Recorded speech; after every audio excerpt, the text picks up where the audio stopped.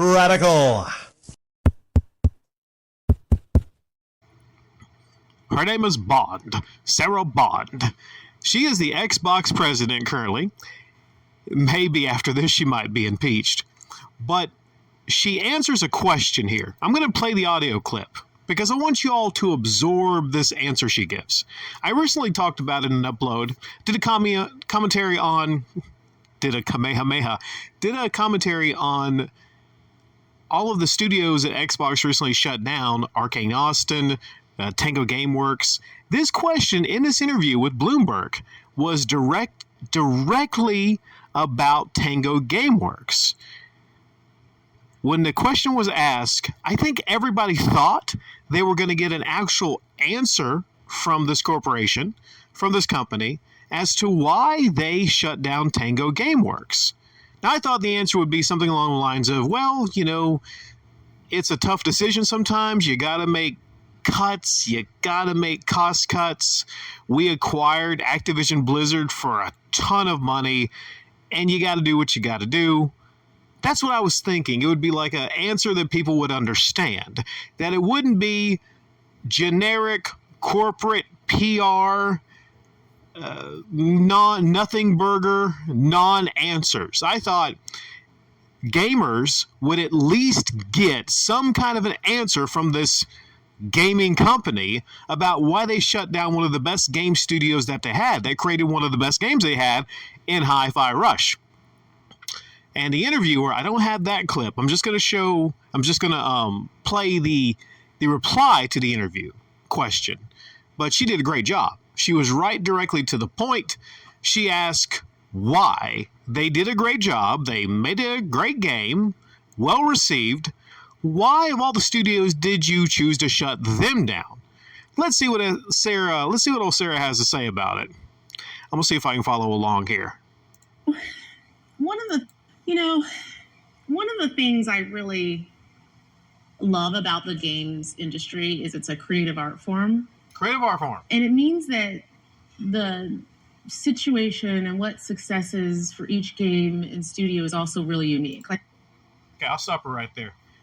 Situations for what success is. I would think success means getting multiple awards, which Hi-Fi Rush got. I would think success would mean, sorry if the mic was a little farther away from me, I was holding it up to Sarah Bond here. I would think success would be positive reception, awards, which Hi-Fi Rush got. One of your key best games of the last couple years, and there's not been a whole lot. I would think that would mean success, right? Then she goes on to say, I just want everybody to because I've listened to this response before. I want everybody to focus on that. There's no one size fits all to it for us. And so we look at each studio, each game team, and we look at a whole variety of factors. A lot of different factors. So she's basically saying without saying, I think, it doesn't matter if you have a game that wins awards, gets high praise, gets reviewed well. They're looking at a whole variety of factors. What are those variety of factors? She doesn't say in this response. But let's finish it. Let's see if she finishes strong here. When we're faced with sort of making decisions and trade-offs like that. But it all comes back to our long-term commitment to... Long-term commitment to game studios? Long-term commitment to game studios that create good to great games for you? The games we create, the games they create. Obviously, you don't have fucking any commitment to the games you create if you're going to axe them. There's no commitment there. That's like being in a great relationship with somebody for several years, and then everything's going well, and then out of nowhere you're like, I'm going to have to cut you. And you give no answer. It's going to have to get rid of you. Personal relationship, job. You're doing a great job. Hey, great job. We love you. But we're going to have to get rid of you. Makes no fucking sense. But I'll let her finish here. As we build the services and ensuring that we're setting ourselves up to be able to deliver on those promises. Is that it? Make sure you're setting yourselves up to be able to deliver on those promises. The fuck does that have to do with Tango Gameworks being shut down? That's absolutely nothing. Those are separate things. I would say having a commitment to game studios, that's hypocritical, is what they're saying. Also, there was a statement from Matt Booty, Matt Booty saying, we need games that give us prestige, smaller games that give us prestige. It's almost like they're just slapping them right in the face when they say that. And the makers of Hi-Fi Rush actually tweeted the statement from someone else, Matt Booty, that we need games that give us higher prestige. Then they show the awards that the game got. I guess that's not enough for Xbox. It's sad days for Xbox. It really is. And I understand that there's Xbots and Sony ponies out there, but the worst thing that could happen for the game industry is for Microsoft or Sony or Nintendo to go belly up. Now, I've criticized Sony and Microsoft and Nintendo at several times, but through criticism, my thought is whether it's people or companies that can help improve those companies, improve those peoples. Yes, improve those peoples. Improve the commentary, Rick. Rick, you said people, then not people. Like, I know. Make sure to leave it in the comment section down below that I had a flub, right? But companies can improve. People can improve. Nobody is perfect. Now, maybe it's not Sarah's fault. Maybe it's not Phil Spencer's fault. Maybe this goes above Xbox and far above even the president of Xbox. I've heard people talking about how it's Microsoft coming in and taking control. There was one person, I think Ryan McCaffrey, that talked about, I think he might have sat down and talked with a lot of old Xbox heads that worked at the company. I can't verify it, but I think it was Ryan McCaffrey. And basically talking about how it's now Microsoft coming in and looking at things, and they're going to be having a takeover, maybe a hostile takeover of all things Xbox. If that's the case, that's pretty sad, because it means that they're going to take it over and they're going to be focused on money above all else, above making quality games, above being there for the studios to make those quality games, and they're going to be looking at profit margins above all else. It would make sense, because Microsoft dropped a lot of money, and went through a lot of pain to acquire Activision Blizzard. To what end will that be? Is it just so they can have the prestige of saying, hey, we own Fallout now, we own Activision? It's more than that. They want to get a lot of money on their return. I think during this interview, she actually mentioned Fallout also, which is completely unrelated. She's talking about, hey, you seen that new Fallout show? Why the fuck is it that... I just noticed this. Why the fuck is it that Xbox and Microsoft seem to pivot towards TV and TV shows when they should be fucking focused on video games?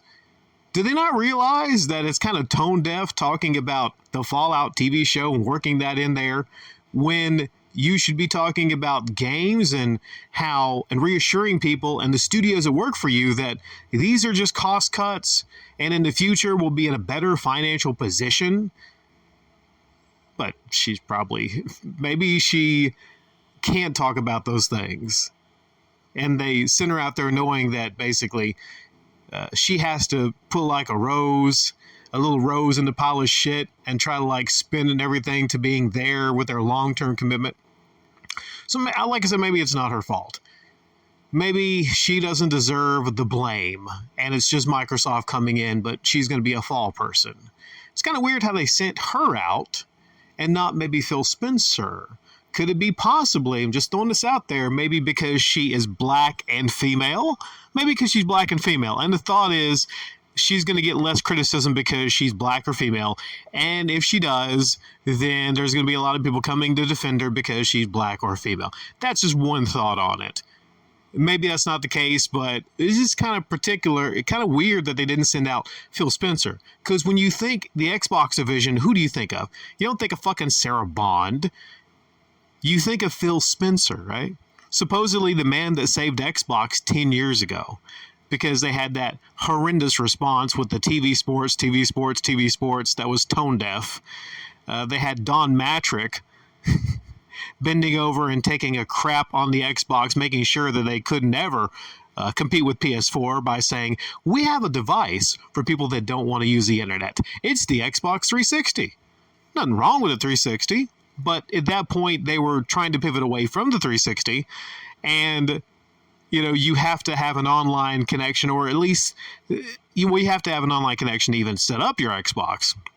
But back then, they were pushing ahead, trying to have everything be online at the time. Now it is, ironically.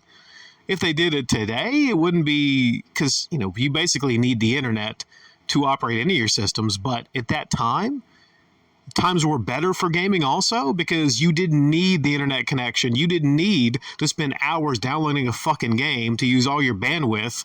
You didn't need that back then. All the games were on a disc, but I know some people think it's better times for gaming now.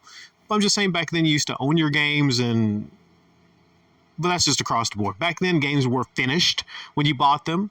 Back then there wasn't microtransactions and live service shit out the wazoo. But I want to finish off by saying that one move I think Microsoft had to make out of desperation, but ultimately it's going to be their undoing, is Game Pass. Yeah, Game Pass. That thing that I've actually thumbed up and alluded to that was great in the past, a great deal. I don't see the way of making money here. I don't understand it. And if I don't see the way of making money, and I'm a salesman on the weekend that sells lots of video game stuff, if I don't see it, somebody help me out here. If I don't see the money-making potential of putting all this money and effort into the development of games, because you own the companies, you're putting all the money, all the millions and millions and millions in, and you don't grow Game Pass, then would that possibly mean the end of Xbox? I mean, where are they making their money here? I read something that Square Enix is going to be putting some of their future games on Xbox. I'm not going to say it's not going to be a viable platform for gamers and gaming. They're going to sell their accessories. They're going to sell their controllers, their hardware. But if they're not making money off the hardware, if they're not selling as many Series X's as PlayStation 5s, and they just don't want to release that info, then where's the money to be made? Especially with Call of Duty. If you buy and purchase Activision Blizzard, and you know that Call of Duty is going to be the best money maker, you're not getting those sales if you're an Xbox gamer, because everyone's, you're basically going to be buying it for the service, for the Game Pass service. I don't understand it. I'm rushed. I got a call that's just coming in, but I'm going to finish it there. But please help me understand, where the fuck are they going to get their money from in the future?